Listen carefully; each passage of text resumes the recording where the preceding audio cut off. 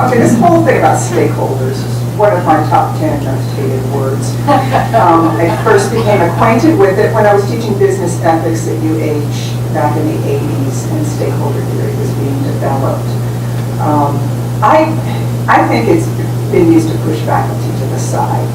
I don't think that we are considered high-level stakeholders at all. There was what was that, sometime in December, was it December, November, we went to the Board of Regents, November organized. Susan, you were there. What was the title of that little charade? Conference, the cost of higher education. I was supposed to focus on the cost of higher education, and it was to bring together the stakeholders. If faculty are not stakeholders in this institution, I don't know who are stakeholders. But faculty were not invited at large to that.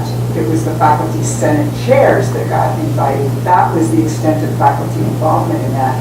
And when you listen to people talk about stakeholders, it seemed to be the administration and the business community that were considered to be the primary stakeholders.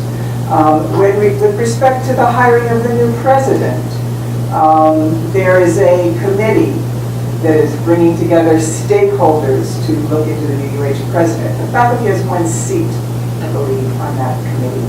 One seat on a committee of 10? 10?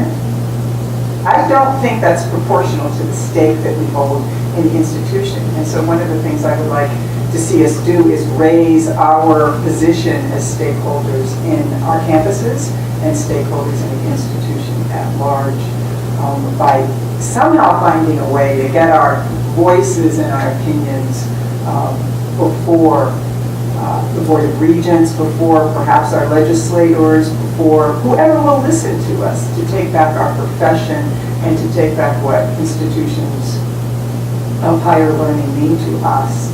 I started teaching in the UH system in 1978.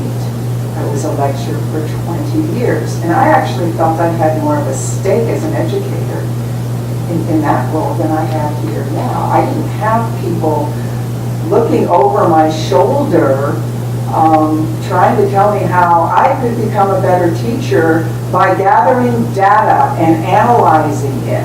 I was given credibility as a person who had trained in my profession, who had developed skill, who was a competent teacher in the classroom, and for the 20 years that I was a lecturer, I was pretty much left alone to do my job, and I was happy as a clam. And then, okay, that's enough.